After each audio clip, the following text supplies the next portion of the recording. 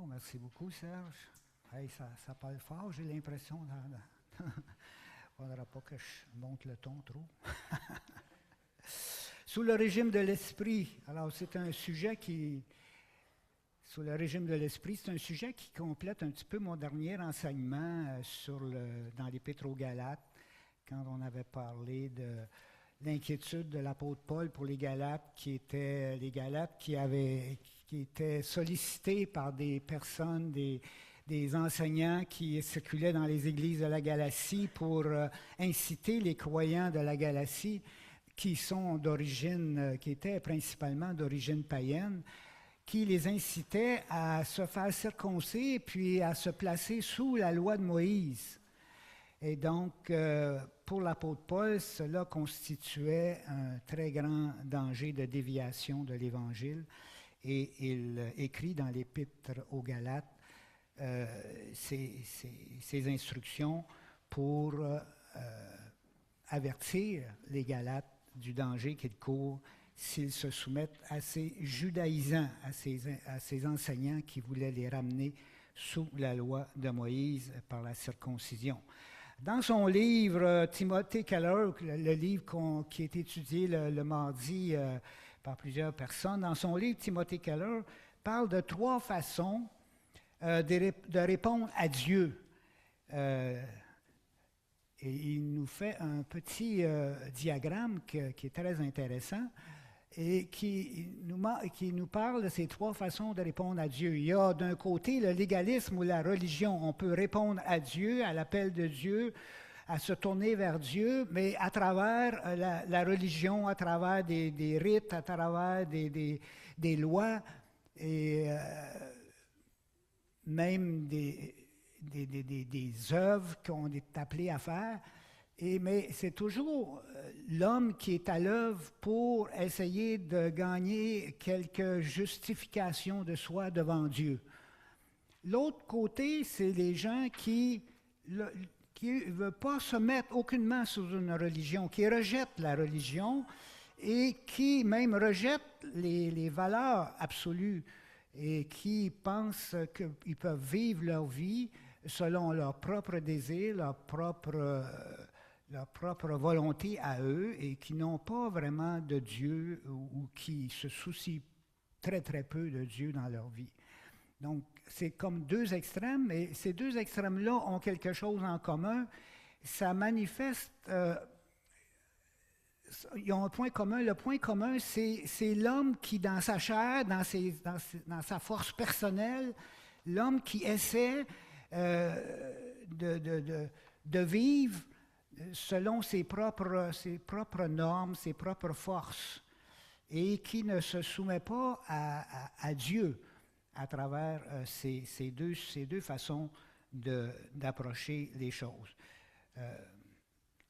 Donc, d'une part, les œuvres de la religion, l'homme qui tente vainement de se justifier devant Dieu, d'autre part, le relativisme ou le rejet de toute norme ou valeur absolue, et l'homme qui ne vit que pour satisfaire ses désirs. Dans les 2 cas, l'homme, finalement, ne se soumet pas vraiment à la volonté de Dieu. C'est seulement dans l'Évangile qu'on trouve la 3e voie, qui est la voie que Dieu veut qu'on suive. C'est la seule voie, en fin de compte, que Dieu accepte pour notre relation avec lui. Ce n'est pas par la religion qu'on peut s'approcher de Dieu, ce n'est pas non plus par le laisser-aller qu'on plaît à Dieu, mais c'est lorsqu'on vient à l'Évangile, et c'est là que l'homme, sous l'action de l'Esprit de Dieu, reconnaît son péché, reconnaît sa culpabilité et son incapacité personnelle de plaire à Dieu,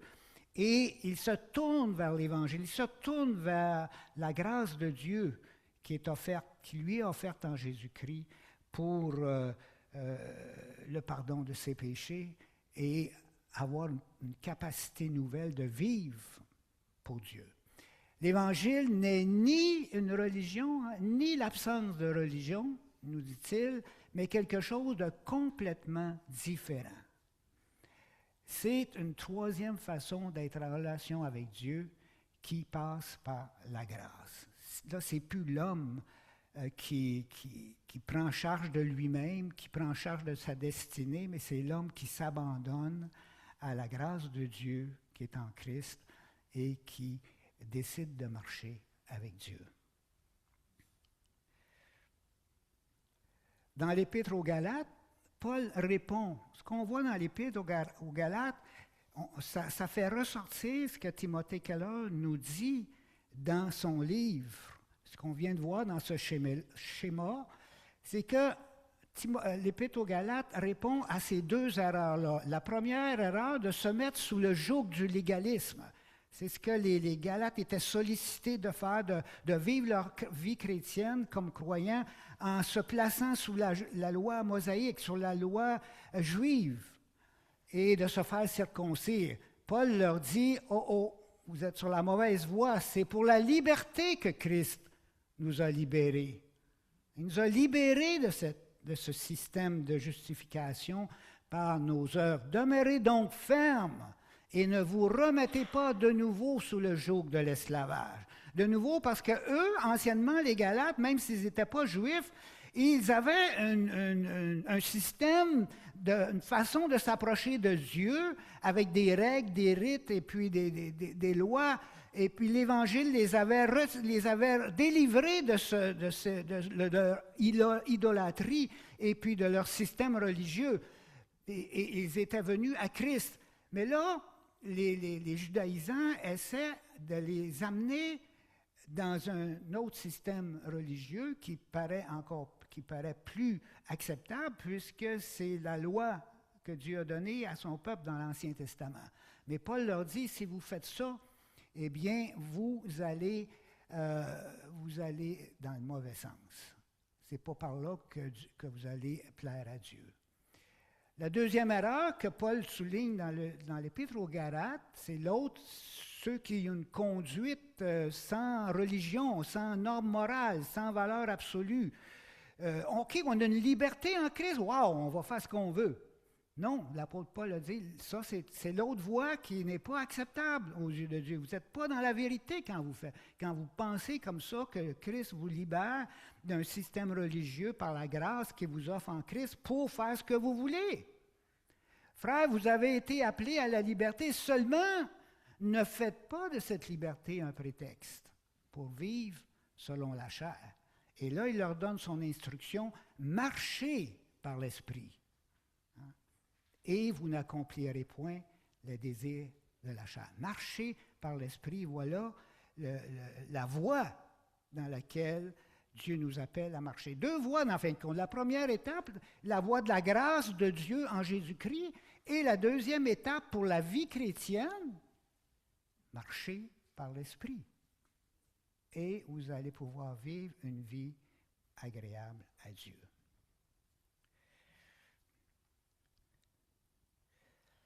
Qu'est-ce qui fait d'un croyant? Ça, c'est la question de base, la question théologique.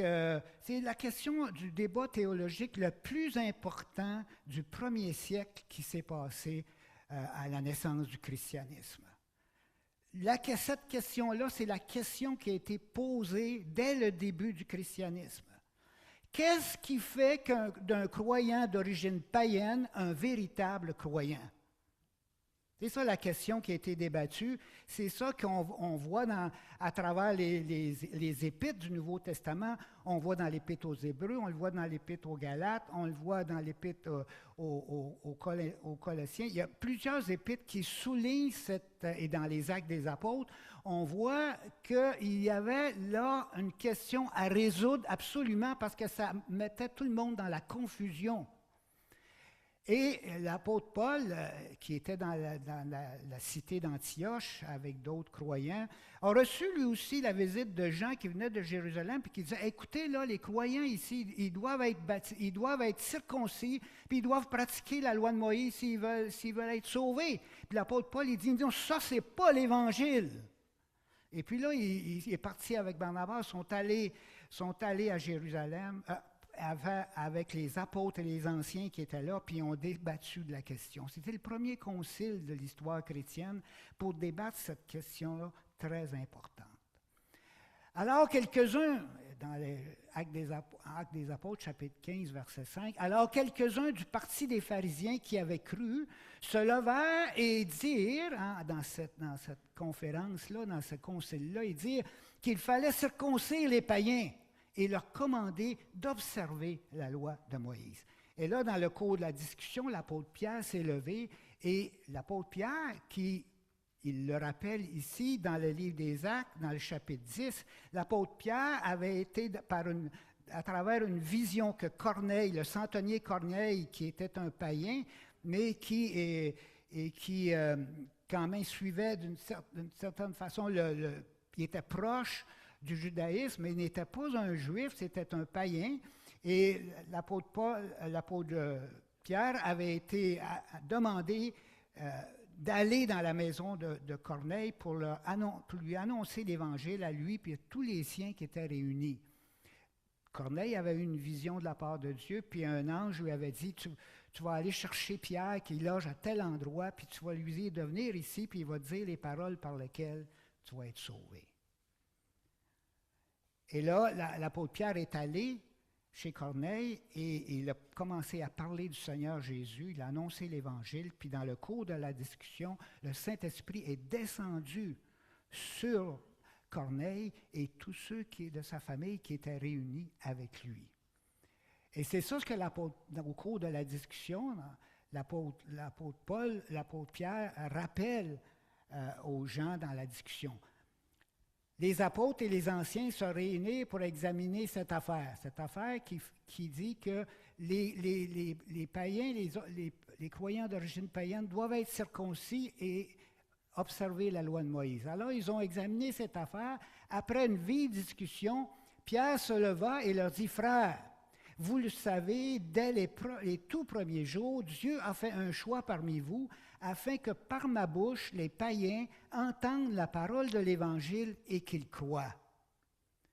Et Dieu, qui connaît les cœurs, leur a rendu témoignage en leur donnant le Saint-Esprit comme à nous les Juifs. Eux qui n'étaient pas Juifs, ils ont reçu le même Saint-Esprit que nous avons reçu au jour de la Pentecôte et par la suite. En quelque sorte, c'est la Pentecôte des païens, le chapitre 10 des Actes chez Corneille. Il n'a fait aucune différence. Il leur a donné le Saint-Esprit et il n'a fait aucune différence entre nous, les Juifs, et eux, les païens, puisqu'il a purifié leur cœur par la foi.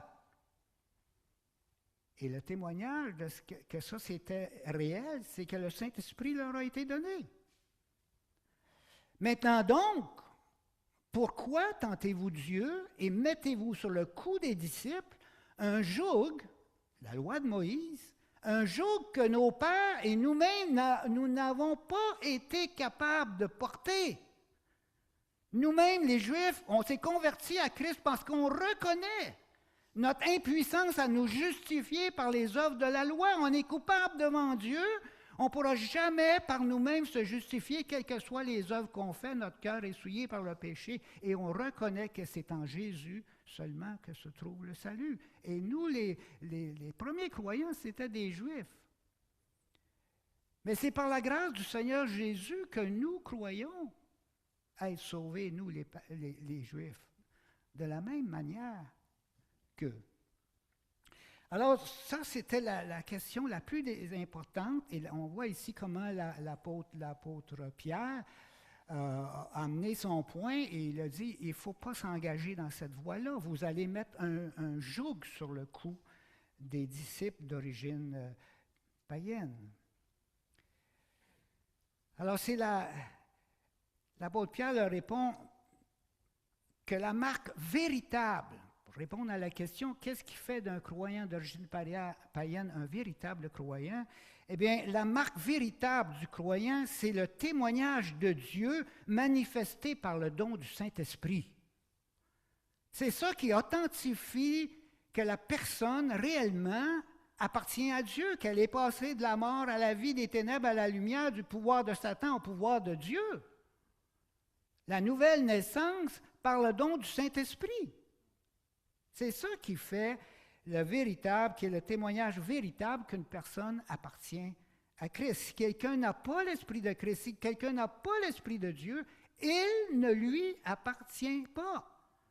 Et donc, c'est le témoignage de Dieu qui donne le Saint-Esprit, qui authentifie qu'une personne réellement, qu'elle soit d'origine juive ou d'origine non juive, païenne, eh bien, si elle a reçu le Saint-Esprit, eh bien, elle a le témoignage qu'elle est réellement un enfant de Dieu. C'est la foi et non la loi qui a purifié les cœurs du païen Corneille et des gens de sa maison. C'est sa réponse de foi sans les œuvres de la loi. Il a accueilli dans son cœur, lorsque Pierre lui prêchait dans sa maison l'Évangile, il a accueilli dans son cœur l'Évangile de la grâce de Dieu en Jésus-Christ. Dieu authentifiant cette réponse de foi par le don du Saint-Esprit. Conclusion de l'apôtre Pierre, imposer la circoncision et l'obligation de suivre la loi de Moïse aux croyants d'origine païenne n'ajoute absolument rien à leur situation, à ce qu'ils ont déjà, l'essentiel, le plus important, le centre de tout, le Saint-Esprit, ils l'ont déjà.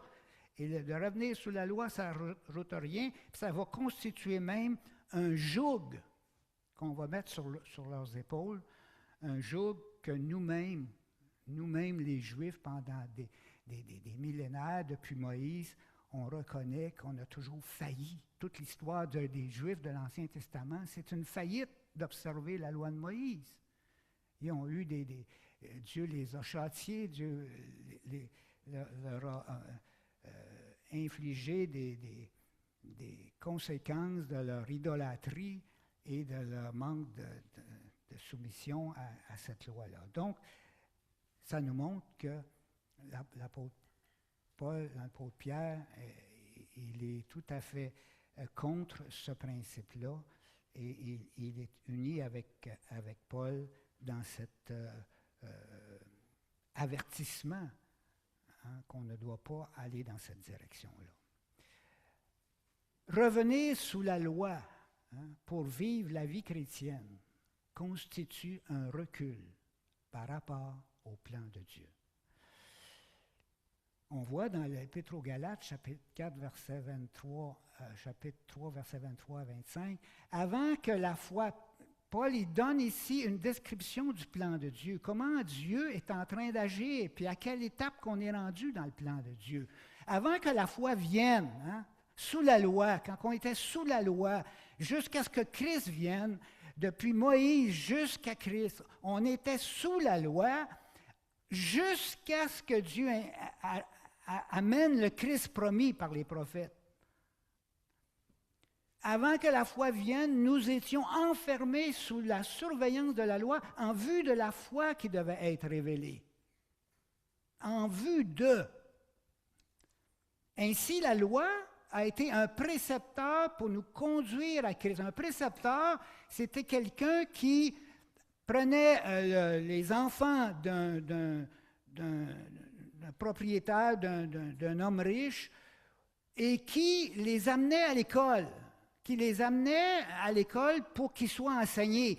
Et puis, il y avait une mission, ce précepteur-là, c'était de surveiller les enfants pour qu'ils se rendent à l'école. Puis qu'ils ne s'en aillent pas ailleurs, puis qu'ils ne dévient pas, et puis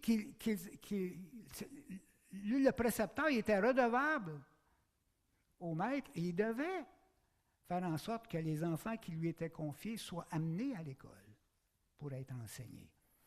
Donc la loi, Paul le perçoit comme un précepteur, c'est-à-dire un temps où Dieu impose aux Juifs une discipline pour qu'ils reconnaissent dans leur vie leur incapacité spirituelle, pour que lorsque viendra le temps de Christ, ils se tournent vers lui. Ainsi, la loi était un précepteur pour nous conduire à Christ afin que nous soyons justifiés par la foi, non par la loi. Parce que la loi, nul ne sera justifié par la loi parce que c'est par la loi que vient la connaissance du péché. Ce n'est pas un instrument de justification, c'est un instrument de sensibilisation, de conscientisation du besoin profond de l'homme d'avoir un message de grâce de la part de Dieu. Parce que sous la loi de Dieu, incapable d'accomplir ce qui est agréable à Dieu. La foi étant venue, nous ne sommes plus sous ce précepteur. Là, on a changé d'étape dans le plan de Dieu. On était sous la loi jusqu'à Christ. Pour qu'on passe de la loi à la foi. L'événement en Christ, c'est un passage de la loi à la foi. On change de système. On change de régime. Comprenons bien cela dans le plan de Dieu. Et donc, si cela est vrai dans le temps, dans l'histoire humaine, il y a un avant et un après. Revenir sous la loi, ça signifie reculer au lieu d'avancer. Faire un pas en arrière. Retourner sur la vieille loi qui ne sert à rien pour justifier le pécheur. C'est refuser Christ. C'est un recul. Donc, Paul a raison de dire que quand les judaïsants viennent en Galatie pour séduire les croyants et leur dire « Hey, vous les croyants d'origine païenne, là, vous n'avez pas été circoncis, vous n'observerez pas la loi de Moïse, il faut que vous entriez sous ça là, parce que vous n'êtes pas clean devant Dieu. » Là. L'apôtre Pierre et l'apôtre Paul leur disent « Non, écoutez, c'est pas comme ça que ça se passe. Là. Non. Il ne faut pas que vous pensiez que la loi est encore à quelque chose qui peut faire quelque chose pour vous. Hein? La loi, là, ça a été démontré que le Saint-Esprit n'est pas donné en réponse à la loi, mais il est donné en réponse à la foi que quelqu'un met dans le Christ. Donc, c'est important de saisir ici que c'est un recul dans le temps si on revient à une forme de loi, de judaïsme ou de n'importe quelle religion ou de système religieux, on n'avance plus avec Dieu. Comment nous sommes libérés de la loi par Christ? L'apôtre Paul mentionne ça dans Romains chapitre 7. Qu'est-ce qu'il dit? Il dit, « Ignorez-vous, frères, je parle à des gens qui connaissent la loi, que la loi régit l'homme aussi longtemps qu'il vit. » Là, il est en train de souligner un principe très important, c'est que la loi n'a aucune autorité sur un mort. La loi n'a aucune autorité sur un mort. Et c'est ça qu'il dit, frère, je parle à des gens qui connaissent la loi. Je vous rappelle ceci, que la loi régit l'homme aussi longtemps qu'il est vivant. Vous savez, les lois de la circulation, les lois du gouvernement, si vous mourrez, kniep, vous n'êtes plus assujetti. Le gouvernement, il n'y a plus d'autorité sur vous. Vous êtes mort. Vous êtes dans une autre réalité. Paul, suite à ce verset 1, il donne l'exemple du mariage pour montrer que quand quelqu'un est mort, ça le coupe de toutes les exigences de la loi sur lui, de l'autorité de la loi sur la situation. Exemple du mariage. La mort d'un des conjoints libère l'autre, la mort d'un des conjoints libère l'autre de la loi qui le liait à lui. La mort met fin à cette alliance du mari et de la femme. Le conjoint vivant devient donc libre d'appartenir à un autre. Et qu'est-ce qui a fait ça? C'est le fait qu'un des conjoints est mort. La loi ne s'applique pas à un mort, elle s'applique à des vivants. Et le conjoint qui reste, eh bien, son mari ou sa femme est morte, et donc elle se trouve libre d'appartenir à un autre. Et là, Paul dit, c'est le même principe qui s'applique à vous, les croyants, par rapport à Christ. Parce que la parole de Dieu nous dit ceci, que nous, on a été crucifiés avec Christ. On est placé dans une union mystérieuse mais réelle par la foi avec Christ dans sa mort et dans sa résurrection. Et donc ça veut dire que comme Christ est mort, je suis mort avec lui. Mes frères, vous aussi, hein, comme l'exemple du mariage, vous aussi, vous êtes morts à l'égard de la loi.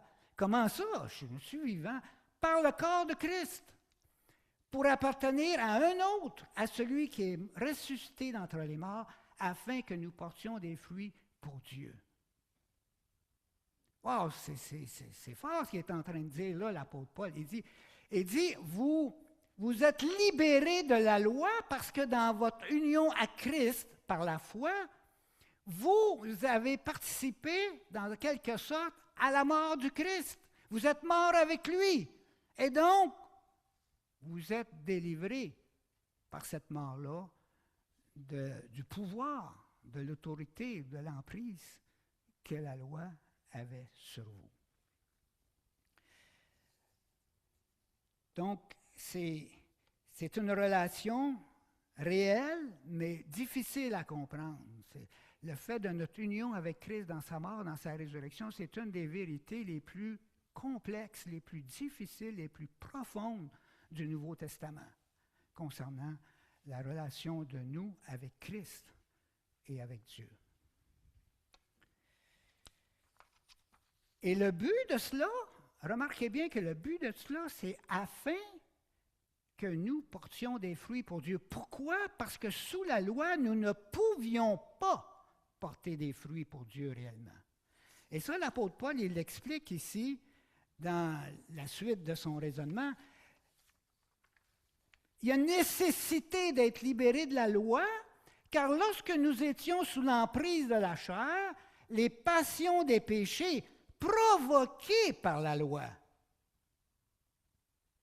La loi a un effet de réveiller le péché qui habite dans la chair, qui habite dans l'homme.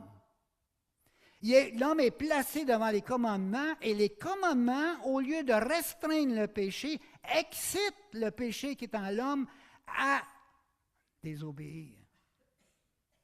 C'est ça que Paul nous dit. Les passions des péchés provoquées par la loi agissaient dans nos membres et nous faisaient porter du fruit, pas pour Dieu, mais pour la mort, pour le mal. OK? Mais maintenant, ça c'est la réalité, maintenant, moi, enfant de Dieu en Christ, maintenant, nous sommes dégagés de la loi, car nous sommes morts à ce qui nous tenait captifs. Comment? Par notre union avec Christ dans sa mort, par le corps de Christ. Nous sommes morts à ce qui nous tenait captifs, de sorte que nous servons sous le régime nouveau de l'Esprit, voilà, et non plus sous le régime ancien de la lettre. Paul est en train de dire, notre union avec Christ dans sa mort et dans sa résurrection nous a déplacés d'un point à un autre. Nous étions sous le régime ancien de la lettre, de la loi, et mort avec Christ, j'appartiens à Christ, et maintenant, j'ai reçu l'Esprit Saint, et je vis sous un régime nouveau, pas l'ancien de la loi, mais le régime nouveau de l'Esprit. C'est ça le point important que l'apôtre Paul nous dit ici. Cette libération était nécessaire parce que la loi avait cette fâcheuse... la loi est bonne, elle est sainte, elle vient de Dieu, elle a été écrite par le Saint-Esprit qui a inspiré les auteurs. Ça, il n'y a aucun doute là-dessus. Mais étant donné la nature humaine qui est pervertie par le péché, qui est habitée par le péché, tu as beau me dire, fais ceci, fais cela, la nature qui est en toi te contraint, le péché te contraint à faire le contraire. Et quand la loi vient te parler d'obéir à Dieu dans telle façon, eh bien, elle vient exciter en toi, elle vient réveiller le péché qui habite en toi. Donc, la loi n'est d'aucune utilité, mais maintenant, unis à Christ dans sa mort, nous ressuscitons avec lui, nous appartenons au Christ et nous avons l'Esprit de Dieu qui veut nous conduire dans une nouvelle façon de vivre sous la puissance de l'Esprit. Donc, l'exhortation de Paul aux Galates Demeurez donc ferme face à tous ceux qui vous disent, qui tentent de vous ramener sous un régime de loi. Demeurez donc ferme et ne vous remettez pas de nouveau sous le joug de l'esclavage, comme le judaïsme, les religions du monde, et même des gens qui circulent avec un esprit légaliste. Qu'est-ce que c'est un esprit légaliste? Eh bien, regardez dans les évangiles les endroits où il est question des pharisiens. Vous allez voir ce qu'est un esprit légaliste. Regardez leurs attitudes, leur comportement, ce que Jésus dit d'eux. Ce sont des personnes farouchement attachées à leur tradition, à des détails de la loi et qui en négligent le cœur, qui est la miséricorde. C'est ça des légalistes.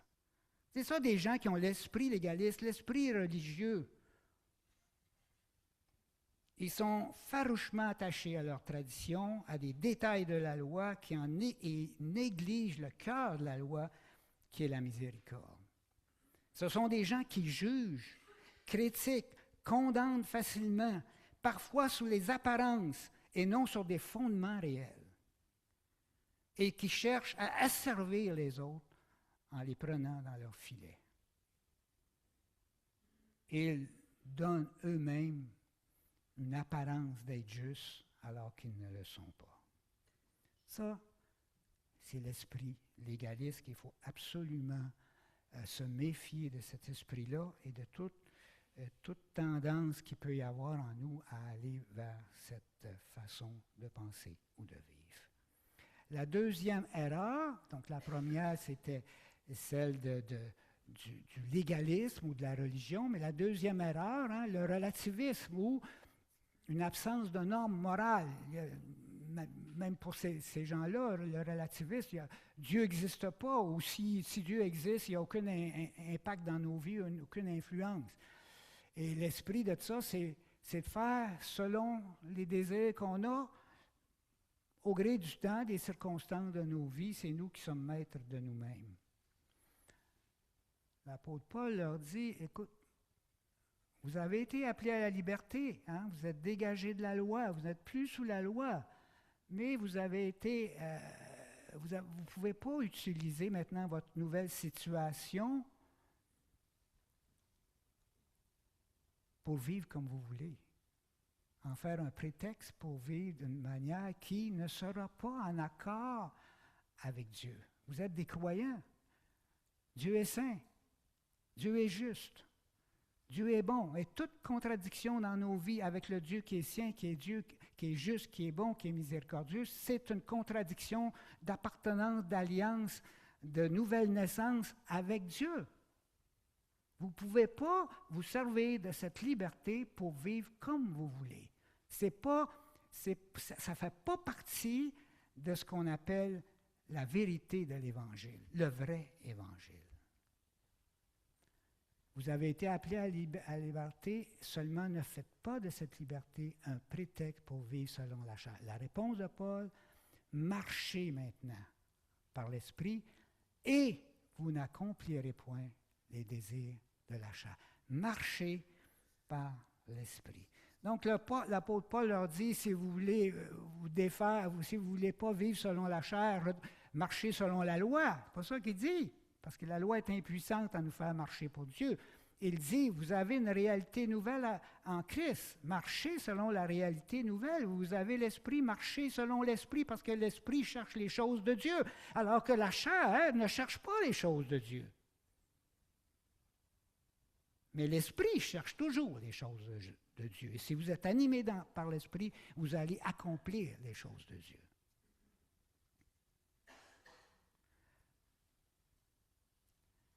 C'est quoi le fruit de l'esprit? C'est ça ce que l'esprit veut produire en nous. Le fruit de l'esprit. Qu'est-ce qui est là? C'est magnifique, qu'est-ce qui est là? Qui ne voudrait pas être amour, joie, paix, patience, bonté, bienveillance, fidélité, douceur et maîtrise de soi? Et l'apôtre Paul a d'ajouter la loi. Vous n'êtes plus sous la loi, Mais ce que le Saint-Esprit va produire en vous ne sera jamais en contradiction avec la loi. La loi n'est pas contre l'amour, la joie. L'amour, le premier point, tu aimeras. Tu aimeras le Seigneur ton Dieu. Tu aimeras ton prochain. Et c'est l'Esprit qui va produire ça en nous.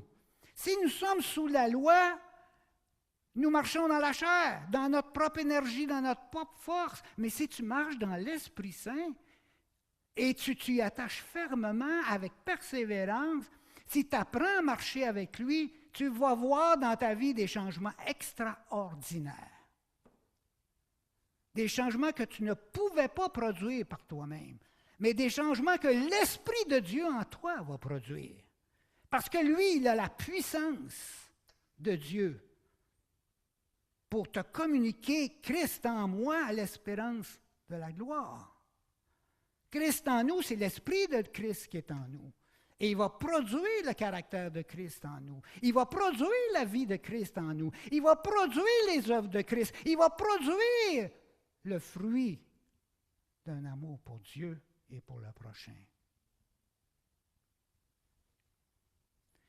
Quoique le régime de l'Esprit soit nouveau et différent de celui de la loi, son fruit n'est pas en opposition avec la loi. Soyons donc rassurés de cela et marchons résolument par la foi en nous appuyant consciemment et constamment sur l'Esprit.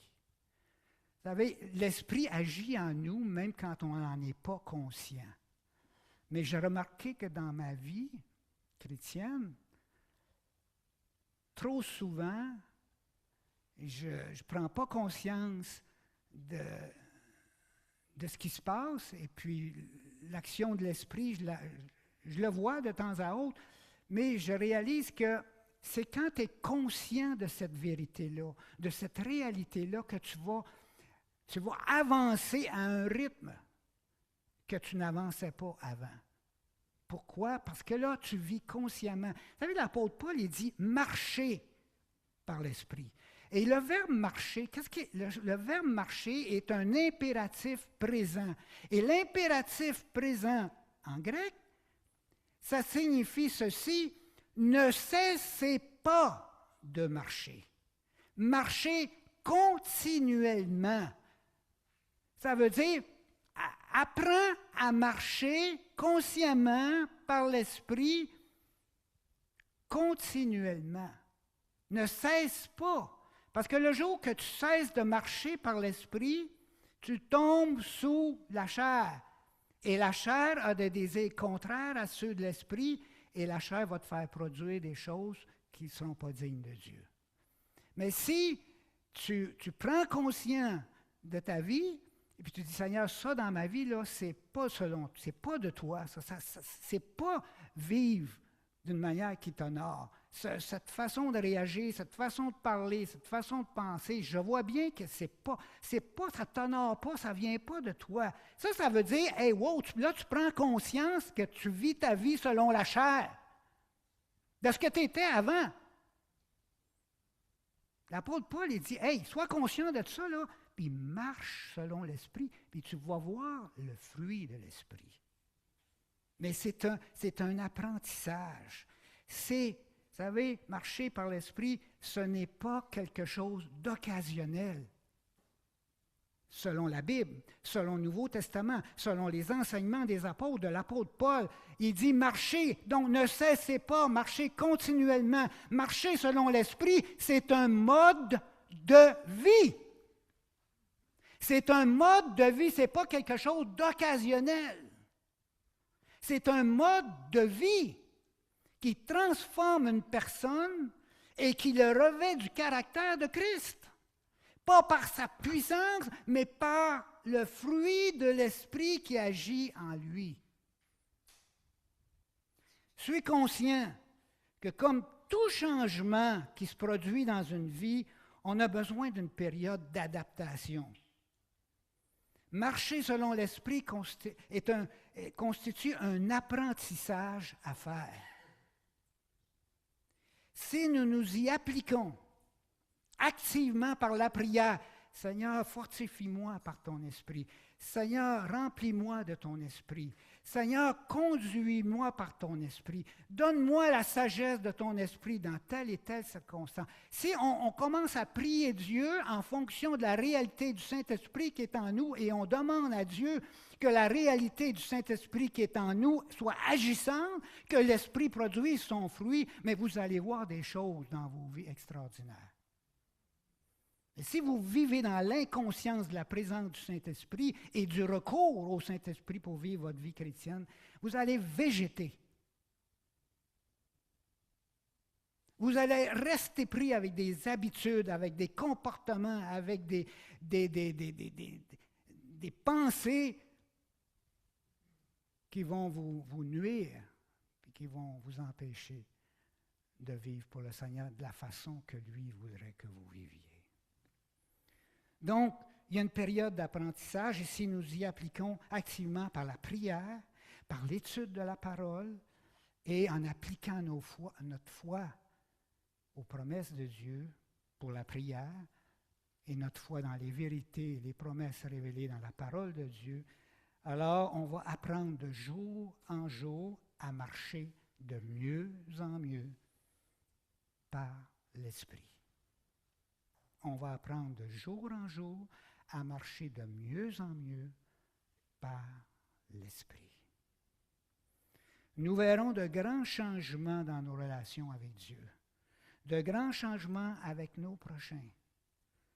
Et notre service pour Dieu va être transformé. Nous verrons des grandes victoires dans nos vies. On a des choses qui nous tiennent captifs depuis longtemps, depuis notre enfance.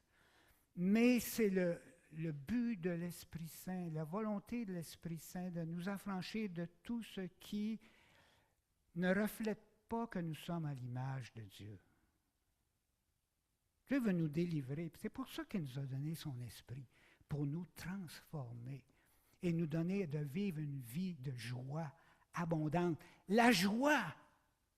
La paix.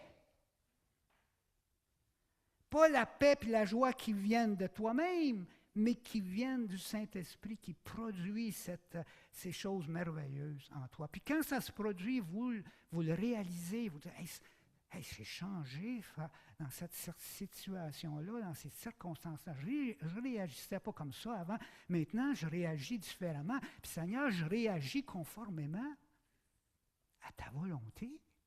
C'est extraordinaire ce qui est en train de se produire dans ma vie. Ce n'est pas ton œuvre, c'est le fruit de l'Esprit.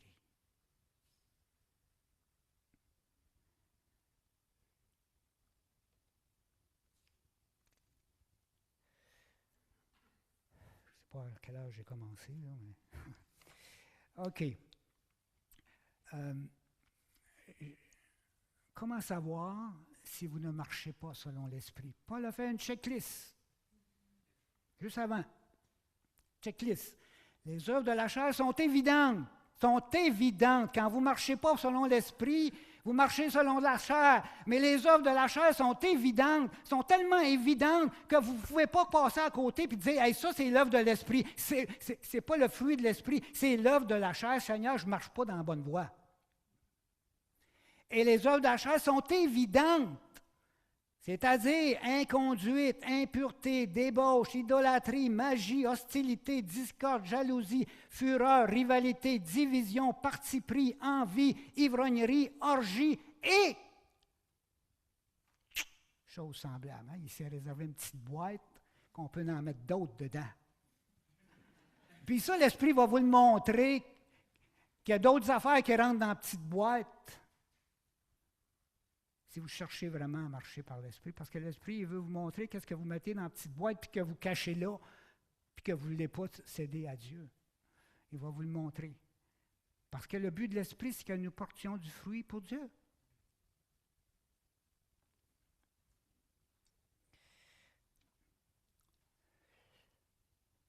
Mon exhortation ce matin, soyons en phase ou en harmonie avec l'étape du plan de Dieu. Marcher par l'Esprit est pour le croyant la seule façon de vivre en accord avec le déploiement du plan de Dieu. On était sous la loi jusqu'à Christ. Christ est venu, il est mort sur la croix pour changer, pour prendre notre culpabilité, mais aussi pour qu'on meure avec lui pour nous libérer de la loi. Il est ressuscité, on est ressuscité avec lui, on lui appartient, la Bible dit, on est même assis avec lui au ciel, à la droite, dans les lieux célestes. Il y a une union, souvent on dit, c'est une union mystique avec le Christ. C'est-à-dire, ce n'est pas une union physique, mais c'est une union quand même réelle, mais c'est mystique dans le sens que c'est tellement profond, c'est tellement mystérieux, cette union que Dieu a faite avec nous et le Christ, qu'on a peine à comprendre comment cela peut se fonctionner, arriver, mais ça arrive, puis c'est là. Puis la Bible le proclame. On a été unis avec Christ dans sa mort et dans sa résurrection. Et l'ascension de Christ au ciel, qu'est-ce qu'elle a fait? Elle a fait que Jésus a dit, vous recevrez une puissance, le Saint-Esprit, survenant sur vous et il sera en vous. Lorsque les temps furent accomplis, Dieu a envoyé son Fils, né d'une femme, né sous la loi, afin de racheter ceux qui étaient sous la loi pour que nous recevions l'adoption. On est des fils maintenant. Et parce que vous êtes fils, Dieu a envoyé dans nos cœurs l'esprit de son Fils. Nous sommes maintenant sous le régime de l'esprit. Si on recule en arrière, si on se place sous du légalisme, sous des lois, sous des esprits religieux ou des esprits de légalisme, on recule, on n'avance pas, on régresse spirituellement. Le retour à la loi constitue une régression spirituelle, personnelle et collective. Galates 3, êtes-vous tellement insensés? Après avoir commencé par l'esprit, allez-vous maintenant finir par la chair? En écoutant ces judaïsants-là? Avez-vous fait tant d'expériences en vain? Si du moins c'est en vain, celui qui vous accorde l'esprit et qui opère des miracles parmi vous, le fait-il donc parce que vous pratiquez la loi ou parce que vous écoutez avec foi? Frères et sœurs, si on marche dans la foi réellement, on va voir l'Esprit Saint agir dans nos vies personnellement et dans la communauté. Celui qui opère des miracles parmi vous. Est-ce que par nos comportements légalistes, on éteint l'esprit? Si on éteint l'esprit, on n'enverra pas des miracles. La puissance de Dieu à l'œuvre, on ne la verra pas.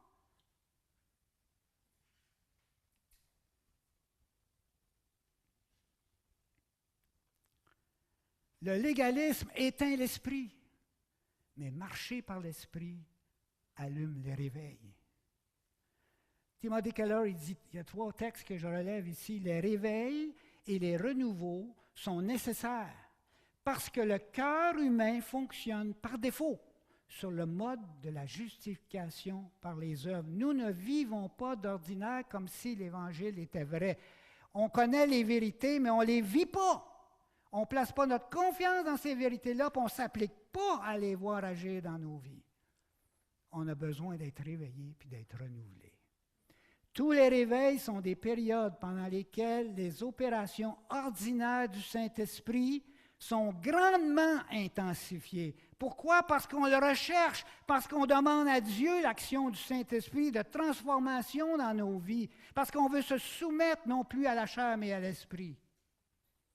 Le réveil n'est donc pas une curiosité historique. Ce n'est pas quelque chose qui s'est passé dans le lointain passé et qui ne se reproduit plus. Le réveil n'est pas une curiosité historique, c'est le schéma récurrent. Récurrent, ça veut dire qu'il revient constamment dans l'histoire de l'Église. C'est le schéma récurrent selon lequel le Saint-Esprit œuvre dans une communauté pour interrompre et contrer le mode de fonctionnement par défaut du cœur humain qui est la chair. Ça, c'est un réveil. Quand on cesse de marcher par la chair, puis on se laisse conduire par l'Esprit. Quand on crie au Seigneur, remplis-moi de ton esprit. Purifie mon cœur. On va voir des réveils. Mais si on est déphasé, si on n'est pas en harmonie avec la phase du plan de Dieu, on ne verra pas ça. On essaie de vivre un christianisme de type légaliste, de type de loi. Conclusion, il est aussi important pour notre marche chrétienne de nous appuyer entièrement sur le Saint-Esprit, sur l'Esprit Saint, que pour notre salut, de nous appuyer entièrement sur Christ. On était sous la loi, Christ est venu, il a apporté la grâce de Dieu par sa mort et sa résurrection, et il nous a donné son Saint-Esprit, il nous a libérés du vieux système de la loi pour entrer dans un régime nouveau. Il faut y croire à ça. Revenons pas en arrière, mais avançons dans notre vie chrétienne avec l'Esprit Saint, par l'Esprit Saint, selon l'Esprit Saint. Il est aussi important pour notre marche chrétienne de nous appuyer entièrement sur l'Esprit Saint que pour notre salut, de nous appuyer entièrement sur Jésus-Christ. Prions.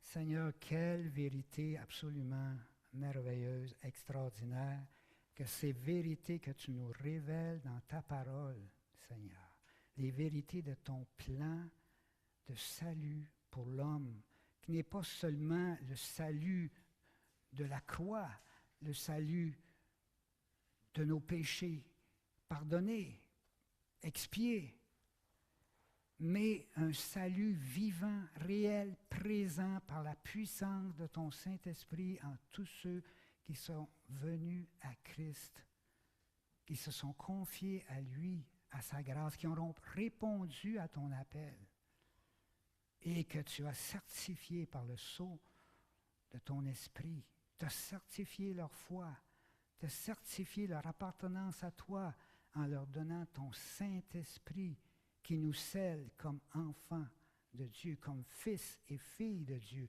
comme des serviteurs et des servantes pour toi. Seigneur, tu fais des choses absolument grandes, difficiles à sonder tellement elles sont profondes et magnifiques. Mais donne-nous, Seigneur, un peu plus de connaissance de ces vérités par ton esprit qui sonde même les profondeurs de Dieu. Les vérités qui viennent de toi, elles sont mises en lumière à nos cœurs par ton esprit afin qu'on puisse y plonger les regards. Non seulement y plonger les regards pour les connaître, mais y plonger les regards pour en être imprégné, pour en vivre personnellement à chaque jour, à chaque instant, pour que tu sois glorifié par nos vies transformées, car c'est le but de l'œuvre de Jésus-Christ et de l'Esprit Saint, que nous soyons pour ta gloire, pour porter des fruits pour toi. Alors, Seigneur, que ces vérités demeurent en nous. Ne laisse pas l'ennemi nous les enlever de nos cœurs, mais réchauffe nos cœurs par ces vérités. Donne-nous d'y revenir cette semaine, de les méditer, de nous appuyer sur elles et d'avancer à chaque jour, continuellement, consciemment, constamment, en nous appuyant sur ton Saint-Esprit. Et Seigneur, que ta bénédiction soit sur nous et sur notre assemblée pour ta plus grande gloire. Amen.